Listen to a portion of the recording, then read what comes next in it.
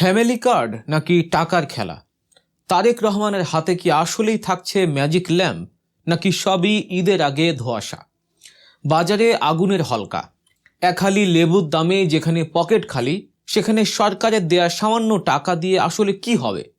রমজান মাস শুরু হতেই একদিকে সুসংবাদ, অন্যদিকে দুঃসংবাদ।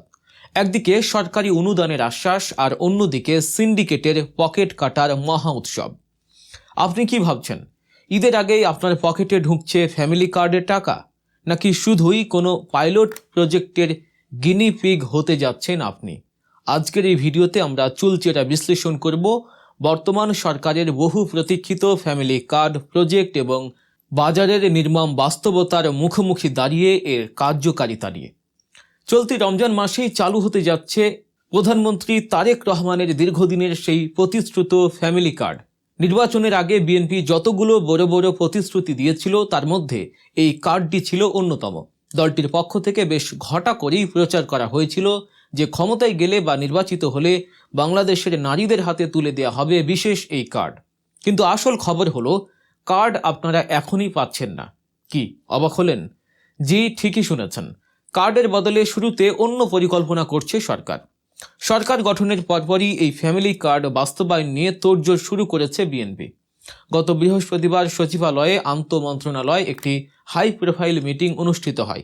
সেই মিটিংয়ের মূল এজেন্ডাই ছিল কিভাবে কত দ্রুত এই প্রজেক্ট মাঠে নামানো যায়। মিটিং শেষে পরিবেশ, বন ও জলবায়ু পরিবর্তন মন্ত্রী আব্দুল আওয়াল মিন্টু সাংবাদিকদের যা জানালেন তা বেশ ইন্টারেস্টিং। তিনি নিশ্চিত করেছেন যে পবিত্র ঈদুল ফিতরের আগেই, অর্থাৎ এই রমজান মাসেই পাইলট প্রকল্প হিসেবে ফ্যামিলি কার্ডের কার্যক্রম শুরু হচ্ছে। কিন্তু প্রশ্ন হলো, হুট করে ঈদের আগে কেন? মন্ত্রী মহোদয় বলছেন, প্রধানমন্ত্রী তারেক রহমান চান ঈদের আগেই মানুষ যেন এই সুবিধা পায়। শুনতে খুব ভালো শোনালেও এর পেছনের চ্যালেঞ্জগুলো কিন্তু পাহাড় সম। মন্ত্রীরা বলছেন এটি হলো সর্বজনীন, অর্থাৎ তাত্ত্বিকভাবে কোনো বিধি নিষেধ থাকার কথা নয়। কিন্তু বাস্তবতা হলো, শুরুতেই সবাই এই কার্ড বা সুবিধা পাচ্ছেন না। একটি কমিটি করা হয়েছে যারা ঠিক করবে কারা আগে পাবে। অগ্রাধিকার তালিকায় থাকছে হতদরিদ্র, দরিদ্র এবং নারীরা। এরপর পর্যায়ক্রমে মধ্যবিত্তদের এই সুবিধার আওতায় আনা হবে। অর্থাৎ আপনি যদি মধ্যবিত্ত হন এবং এখনই বড় কোনো আশায় বুক বেঁধে থাকেন, তবে আপনাকে হয়তো আরও কিছুদিন অপেক্ষা করতে হতে পারে। এখানেই আসছে সবচেয়ে বড় টুইস্ট। ক্রীড়ামন্ত্রী আমিনুল হক এবং সমাজ কল্যাণ মন্ত্রী এজেড এম জাহিদ হোসেন যা বললেন তা স্পষ্ট, যে এখনই হাতে কোনো প্লাস্টিকের বা ডিজিটাল কার্ড আসছে না। তাহলে কি আসছে? সিদ্ধান্ত হয়েছে ফ্যামিলি কার্ড প্রজেক্টের আওতায় আপাতত নগদ টাকা দেওয়া হবে।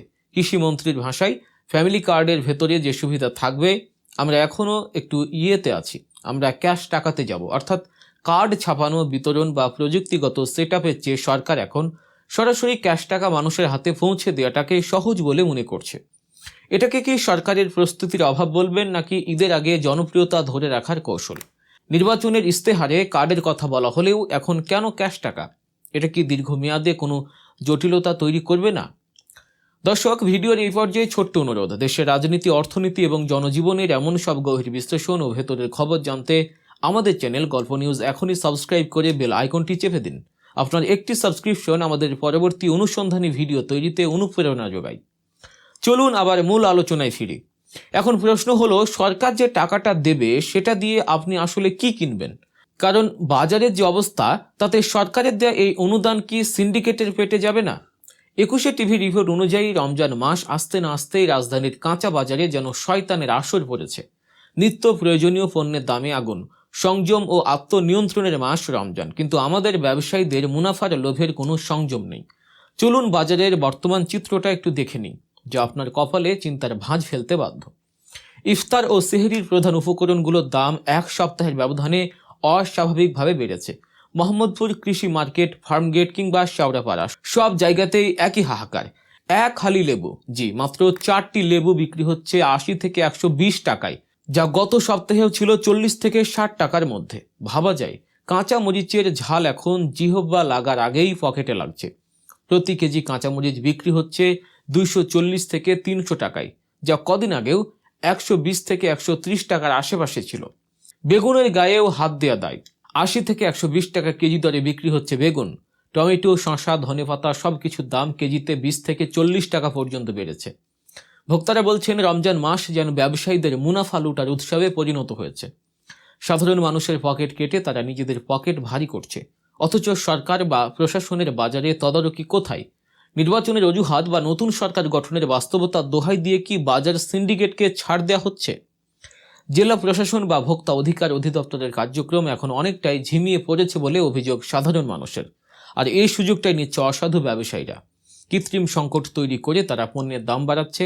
এখানেই সরকারের পলিসির সাথে বাস্তবতার একটা বড় সংঘাত তৈরি হচ্ছে। একদিকে সমাজ কল্যাণ মন্ত্রী বলছেন ফ্যামিলি কার্ড বিএনপির একটা নতুন উদ্যোগ এবং এর মাধ্যমে মানুষকে সহায়তা করা হবে, কিন্তু অন্যদিকে বাজারের এই লাগামহীন ঘোড়াকে থামাতে না পারলে সেই সহায়তার টাকা তো নিমিষে শেষ হয়ে যাবে।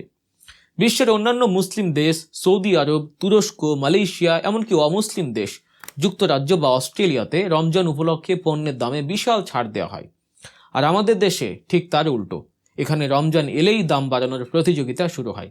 নতুন সরকার কি এই পুরনো সিন্ডিকেট ভাঙতে পারবে, নাকি ফ্যামিলি কার্ডের টাকা দিয়ে মানুষের মুখ বন্ধ রাখার চেষ্টা করবে? তথ্যমন্ত্রী জহিরুদ্দিন স্বপন অবশ্য অন্য একটি গুরুত্বপূর্ণ বিষয়ে হুঁশিয়ারি দিয়েছেন। তিনি বলেছেন, কোনো প্রতিষ্ঠান থেকে কাউকে চাইলেই চাকরিচ্যুত করা যাবে না। মব বা অযৌক্তিক প্রক্রিয়ায় চাকরি খাওয়া চলবে না। বিশেষ করে মিডিয়া হাউসগুলোর প্রতি তিনি কড়া বার্তা দিয়েছেন। এটি অবশ্যই প্রশংসনীয় উদ্যোগ, কিন্তু প্রশ্ন হলো, চাকরি থাকলে কি মানুষ বাজারে গিয়ে স্বস্তি পাবে? দুটো মিলিয়েও কি 80 টাকার এক হালি লেবু বা 240 টাকার কাঁচামরিচ কেনা মধ্যবিত্তের জন্য সহজ হবে? বিএনপি সরকার দাবি করছে ফ্যামিলি কার্ডের মাধ্যমে এখন মানুষ যা পাবে তার চেয়ে পরবর্তীতে আরও বেশি পাবে, কিন্তু টাকার অঙ্কটা কত তা এখনও কিন্তু মন্ত্রীরা স্পষ্ট করেননি। সমাজ কল্যাণ মন্ত্রী বলছেন ফিগারটা এখনও ঠিক করা হয়নি, ঈদের আগে হয়তো সেটা বলবে। এখনও যদি টাকার অঙ্ক ঠিক না হয়, তবে এই প্রজেক্ট কি তাড়াহুড়ো করে বাস্তবায়ন করতে গিয়ে লেজে গোবরে হবে না তো? দুর্নীতিতে তো এমনিতেই বাংলাদেশ সেরা। পাইলট প্রজেক্ট হিসেবে এটি চালু করার সাহস দেখাচ্ছে সরকার, কিন্তু পাইলট প্রজেক্ট যদি ব্যর্থ হয় বা বিতরণে অনিয়ম হয়, তবে তার দায়ভার কে নেবে?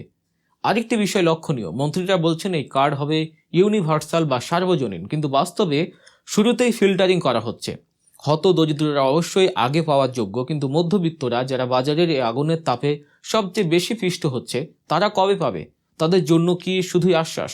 মন্ত্রী আব্দুল আওয়াল মিন্টু বলেছেন পর্যায়ক্রমে সবাই আসবে। এই পর্যায়ক্রম শেষ হতে হতে সরকারের মেয়াদ আবার শেষের দিকে চলে যাবে না তো? সামগ্রিক বিচারে তারেক রহমানের সরকারের সামনে এখন দ্বিমুখী চ্যালেঞ্জ। একদিকে ফ্যামিলি কার্ড বা নগদ অর্থ সহায়তা সফলভাবে এবং দুর্নীতি মুক্তভাবে মানুষের হাতে পৌঁছানো, অন্যদিকে বাজারের এই পাগলা ঘোড়াকে নিয়ন্ত্রণে আনা। যদি লেবু, মরিচ আর মাছ মাংসের দাম এভাবেই বাড়তে থাকে, তবে সরকারের দেয়া ক্যাশ টাকা সিন্ডিকেটের পকেটেই চলে যাবে। সাধারণ মানুষের কোনো লাভ হবে না। জনগণ এখন তাকিয়ে আছে নতুন সরকারের দিকে। তারা কি পারবে সিন্ডিকেট ভাঙতে, নাকি ফ্যামিলি কার্ডের নাম করে পুরনো বোতলে নতুন মদ পরিবেশন করা হবে? রমজানের এই সময়ে মানুষ স্বস্তি চায়, তারা চায় না কোনো রাজনৈতিক ভেলকিবাজি। ফ্যামিলি কার্ডের টাকা যেন সঠিক মানুষের হাতে পৌঁছায় এবং বাজারের আগুন যেন নেভে, এটাই এখন একমাত্র প্রত্যাশা। তবে মনে রাখবেন, সরকার বলছে এটি একটি পাইলট প্রজেক্ট, অর্থাৎ এতে ভুল ভ্রান্তি হতে পারে এবং সেই ভুলের মাসুল হয়তো আপনাকে, আমাকে, সাধারণ জনগণকেই দিতে হবে। আমরা চাই সরকার সফল হোক, কিন্তু সেই সফলতা যেন শুধুমাত্র প্রেস ব্রিফিং বা কাগজ কলমে সীমাবদ্ধ না থাকে। কাঁচা বাজারে গিয়ে যেন সাধারণ মানুষ সেই সফলতার ছোঁয়া পায়। 80 টাকার লেবু আর 240 টাকার মরিচ যেন ফ্যামিলি কার্ডের আনন্দকে ম্লান করে না দেয়। আপনারা কি মনে করেন, এই ফ্যামিলি কার্ড কি বাজারের আগুন নেভাতে পারবে, নাকি এটি শুধুই একটি রাজনৈতিক চমক? কমেন্ট করে অবশ্যই জানাবেন আপনাদের মতামত। আজকের বিশ্লেষণ এই পর্যন্তই। ফ্যামিলি কার্ডের পরবর্তী আপডেট এবং বাজারের পরিস্থিতির সবশেষ খবর পেতে চোখ রাখুন আমাদের চ্যানেলে। ভিডিওটি ভালো লাগলে লাইক দিন, শেয়ার করুন আর সবাইকে সচেতন করুন। গল্প নিউজ সাবস্ক্রাইব করতে ভুলবেন না। দেখা হচ্ছে পরের ভিডিওতে। ততক্ষণ পর্যন্ত ভালো থাকুন, সজাগ থাকুন। আল্লাহ হাফেজ।